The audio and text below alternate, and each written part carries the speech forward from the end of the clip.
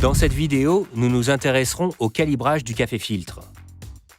Le calibrage implique d'adapter la recette et d'autres variables pour obtenir le résultat désiré, c'est-à-dire un café au goût excellent.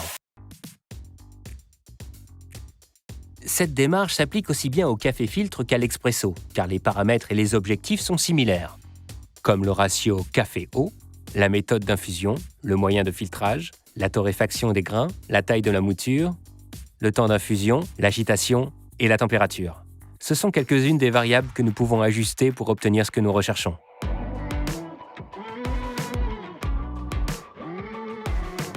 Le calibrage est particulièrement important lorsque vous essayez un café que vous n'avez jamais goûté auparavant. Même avec les cafés que nous avons l'habitude de préparer, il faut parfois adapter certains paramètres, car chez les professionnels, la préparation d'un même café n'est jamais une science exacte. Nous sommes toujours en train de réaliser des ajustements pour obtenir le meilleur résultat possible. Les questions que je me pose sont donc les suivantes. Pour quel degré de mouture dois-je opter ? Le goût sera-t-il meilleur avec une immersion plus courte ou plus longue ? Ou quand le café a-t-il été torréfié ? Tous ces facteurs influencent le résultat final dans la tasse. Avec un nouveau café, je commencerai par le même ensemble de paramètres que j'ai utilisés dans le passé. Cela permettra de disposer d'un bon point de référence sans s'éparpiller, ni régler trop de paramètres à la fois.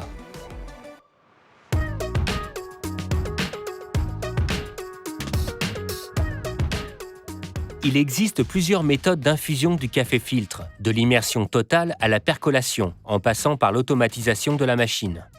Mais vous pouvez jouer avec de nombreuses variables. Avant d'en parler, l'un des conseils que je peux vous donner est de garder certains éléments cohérents afin que vous puissiez voir lequel fait la différence lorsque vous les ajustez. C'est-à-dire en utilisant les mêmes grains, torréfiés et moulus de la même manière, avec la même méthode d'infusion en utilisant une forme et un matériau de filtre identiques. Avec le même ratio d'infusion, ratio café-volume d'eau. Un bon point de départ serait la recommandation du SCA de 1 pour 18, soit 1 g de café pour 18 ml d'eau. Il faut aussi garder la même température d'eau utilisée pour l'extraction et la même méthode d'agitation.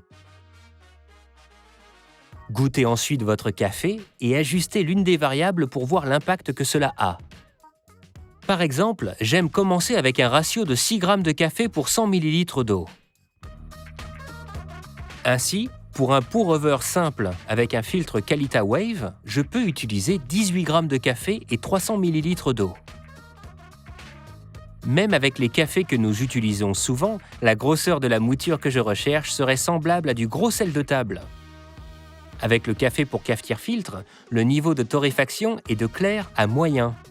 Le degré de torréfaction est un bon indicateur de la façon dont vous aborderiez ou modifieriez certaines des variables. S'il s'agit d'une torréfaction plus claire, je pourrais moudre plus finement pour augmenter le temps d'infusion. S'il s'agit d'une torréfaction plus foncée, je peux utiliser un peu moins de café par rapport à la quantité d'eau. Après la dégustation, j'ai maintenant une base de comparaison. Si j'ai l'impression que le café a été légèrement sous-extrait, je peux choisir de moudre plus finement, d'augmenter la température de l'eau d'infusion ou même d'ajouter une agitation plus agressive pendant la durée d'infusion. Pour être honnête, il s'agit davantage de s'appuyer sur ses expériences passées que d'utiliser des chiffres précis. Il fut un temps où l'utilisation d'un réfractomètre spécifique au café était presque intégrée dans les systèmes de calibrage. Et nous étions tellement absorbés par les chiffres que nous négligions l'aspect le plus important, le goût du café. Si vous voulez vraiment jouer le jeu à la maison, essayez d'expérimenter et déguster vos tentatives. Par exemple, si vous recherchez plus de complexité sans surextraire le café, vous pouvez simplement ajuster le moulin pour obtenir une mouture plus fine. Expérimentez avec les variables ci-dessus, mais aussi avec des différents filtres. Différentes formes de filtres, comme le B60 ou le Kalita Wave. Des filtres en métal, coniques, ondulés ou à fond plat, ou encore en infusant par immersion totale ou par percolation. L'eau joue également un rôle important. Les types de filtration de l'eau et les expérimentations avec différents types de compositions chimiques et de niveaux de pH.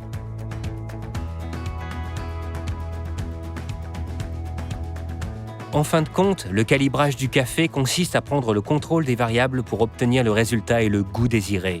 Il peut faire la différence entre un café préparé par un barista et un opérateur de machine à café, même à la maison.